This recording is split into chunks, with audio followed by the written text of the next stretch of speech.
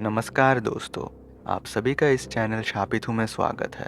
पर एक बात, यहाँ पे डरना मना है, तो जल्दी से सब्सक्राइब कर दो और बेल नोटिफिकेशन को ऑन कर दो ताकि मेरे आगे आने वाली कहानी आप तक जल्दी पहुँच पाए। आज की कहानी एक मछुआरे के साथ नदी में घटित डरावनी आपबीती की है, जो कि मैं आप सभी को सुनाने जा रहा हूँ। कहानी शुरू करने से पहले कुछ बता दूँ, यहाँ हर कहानी सच भी हो सकती है और शायद एक बुरा सपना भी। पर एक बात याद रखना, जितना आप सुनोगे उतना ही अंधेरा आपके करीब आता जाएगा। So sit tight, lights off, volume high, because the nightmare starts now. Bhargavpur नाम का एक छोटा सा गांव साल के जंगल और गहरी काल नदी के बीच बसा हुआ था। नदी इतनी काली थी कि चांद की रोशनी भी उसके ऊपर पड़ने से डरती थी। पीढ़ी दर पीढ़ी लोग कहते आए थे कि उस पानी के नीचे कुछ रहता है, एक जाल आत्मा जो रात के अंधेरे में शिकार करता है। वो लोगों का नाव पलट देता है, जाल चुरा लेता है और कभी कभी इंसान भी। पर डर और मजबूरी दोनों अलग चीज है, इसलिए हर सुबह शाम गांव वाले मछली पकड़ने जाते थे, संभल कर, हद से ज्यादा सावधानी के साथ, और हमेशा अंधेरा होने से पहले वापस आ जाते थे। उसी गांव में अर्जुन नाम का एक 22 साल का युवा मछुआरा रहता था।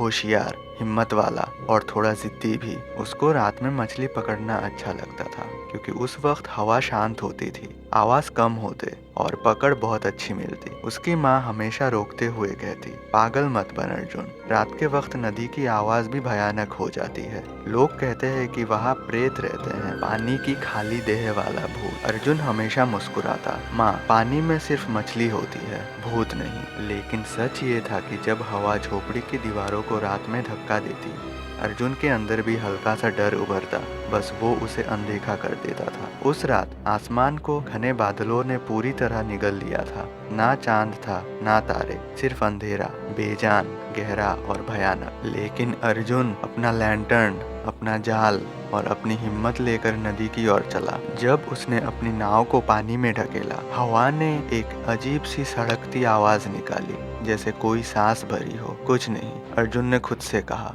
ये सिर्फ हवा है।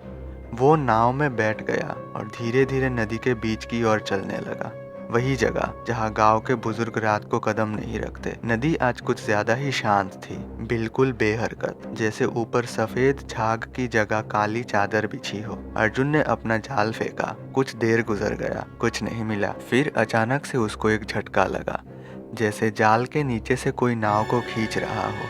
अरे, इतनी बड़ी मछली, अर्जुन ने मन ही मन कहा। लेकिन खिंचाव कुछ ज्यादा ही अजीब था, जैसे कोई नीचे से डुबाने की कोशिश कर रहा हो। अर्जुन झुककर पानी में देखने लगा, पर कुछ नहीं दिखा, सिर्फ काला बेतलब अंधेरा। लेकिन अंधेरा कभी कभी जिंदा लगने लगता है। अचानक नाव में कुछ जोर से टकराता है। अर्जुन का सांस रुक गया। कौन है? कोई जवाब नहीं। फिर कुछ उसकी उंगलियों से टकराया, कुछ ठंडा, अजीब, आत्मा जैसा। लैंटर्न की रोशनी कांपने लगी। नदी की सतह में हल्की सी लहर उठी, एक, दो, फिर बहुत बड़ी। पानी से कोई चीज उठी। पहले वो एक आदमी जैसा लगा, गीला, फटे कपड़े, लंबे भीगे बाल, चेहरे से चिपका हुआ। फिर उसका सर उठा, उसकी गर्दन लंबी होती गई और उसकी आंखें खुली, बिल्कुल सफेद, बिना किसी पुतली के, जैसे मरने के बाद जल गई हो। उसके मुंह से पानी भरी आवाज निकली, मछली मेरी है। अर्जुन पीछे हट गया, दिल धड़क कर गले तक आ गया। आत्मा का हाथ पानी से निकला, लंबा, सूजा हुआ, टूटे हुए नाखून और उंगलियां जैसे लकड़ी की। वो जाल की ओर इशारा करने लगा। अर्जुन की आवाज कांप गई, तू कौन है? आत्मा ने अपना सर टेढ़ा किया, बड़ी ही अजीब हरकत से, और कहा, जीवित नहीं छोड़ूंगा तुम्हें। एक ही पल में वो अर्जुन की ओर झपटा। अर्जुन ने पतवार पकड़कर जोर से मारा। पतवार उसके अंदर से होके निकल गया, जैसे धुआं हो। लेकिन अर्जुन को एक पल मिल गया भागने का। वो पूरी ताकत से कश्ती चलाने लगा। आत्मा नीचे डूब गई। नाव झटके से हिलने लगी, कोई नीचे से खींच रहा था। पानी में बुलबुले उठने लगे, जैसे नदी उबल रही हो। फिर एक हाथ पानी से निकला, कश्ती के किनारे को जोर से पकड़ लिया। अर्जुन ने लैंटर्न उसके हाथ पर दे मारा। कांच टूट गया, आग भी बुझ गया, पर आत्मा पीछे हट गया, एक भयानक चीख निकालते हुए।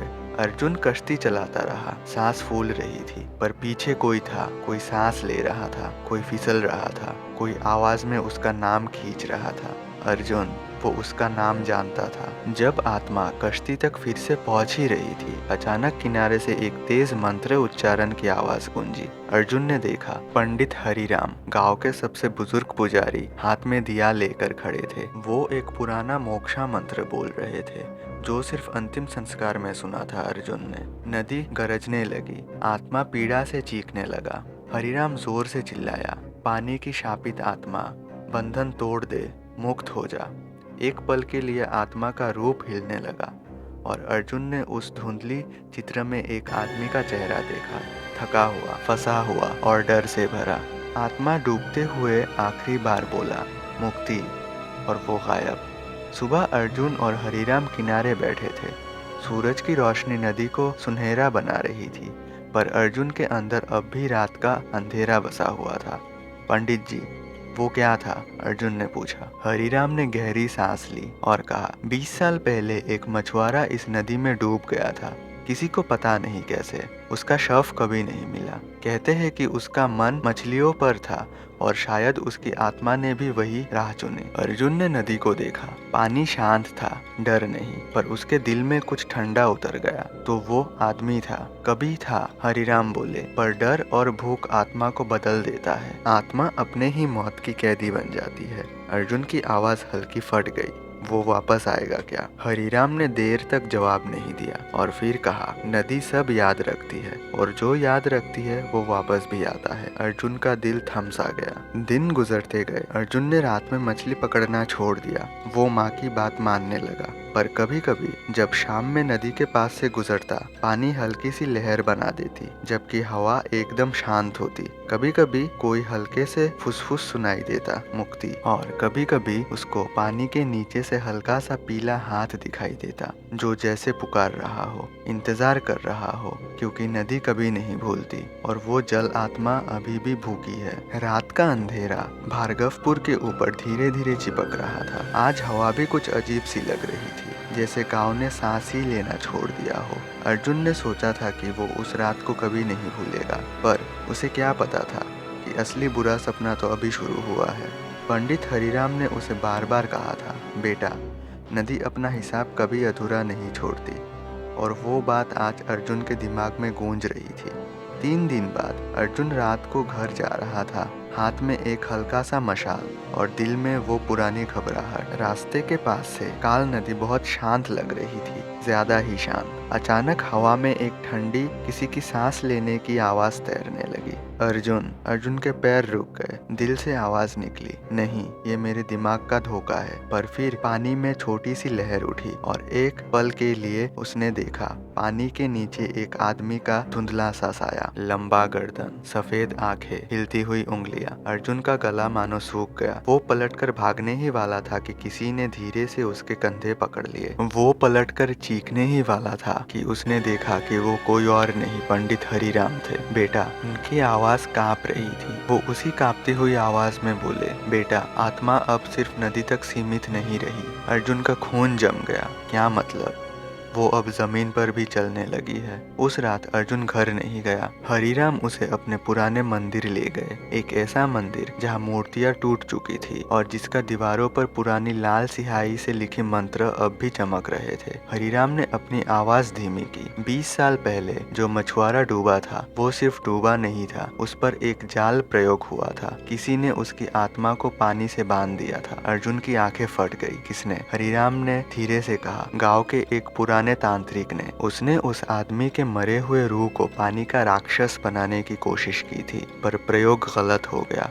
अर्जुन का दिल जोर से धड़कने लगा। तो वो इसीलिए इतना भयानक दिखता है। उसने शांति नहीं पाई और अब उसकी भूख सिर्फ मछलियों की नहीं, पर जीवित इंसानों की भी है। अर्जुन का दिल धड़कना बंद हो जा रहा था। मंदिर के बाहर से हवा चलने लगी, पर वो हवा नहीं, जैसे कोई भारी सांस ले रहा हो। पत्थर की मूर्तियां पटक पटक कर हिली। फिर एक आवाज मंदिर में गूंजी, बहुत ही धीमी, बहुत ही लंबी, हरिराम।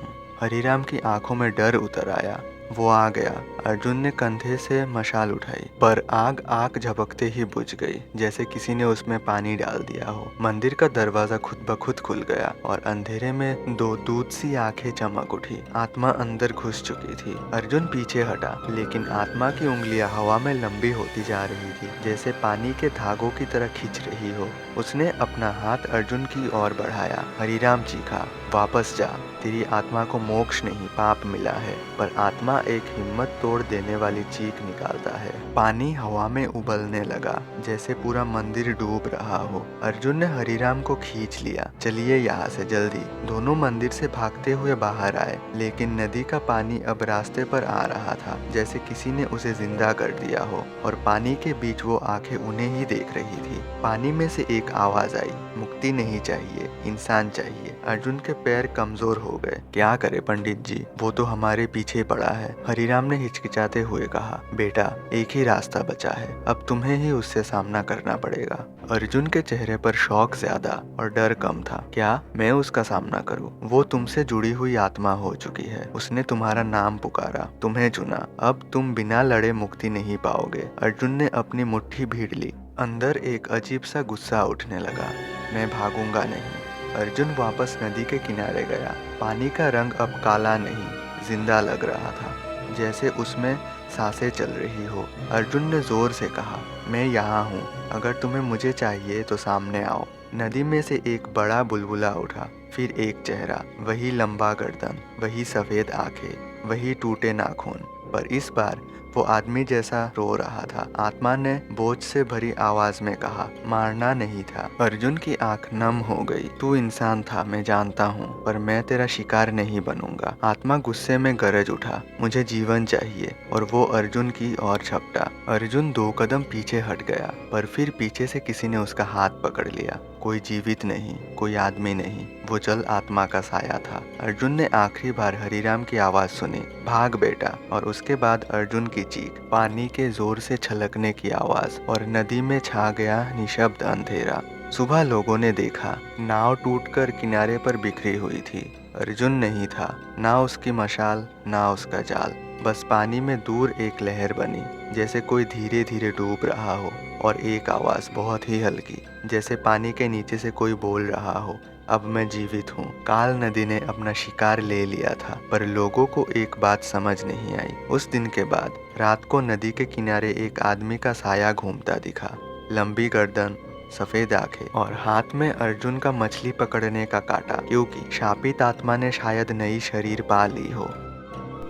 अगर आप कहानी सुनते हुए यहाँ तक पहुँच गए हो तो लाइक शेयर सब्सक्राइब ज़रूर कर देना, ताकि मैं आगे भी आप सभी के लिए ऐसी हॉरर कहानियाँ ला पाऊँ। और अगर आपको इसका नेक्स्ट पार्ट चाहिए तो कमेंट कर देना, मैं इसका नेक्स्ट पार्ट ज़रूर लेकर आऊँगा। और फिलहाल के लिए मैं आपसे अलविदा लेता हूँ।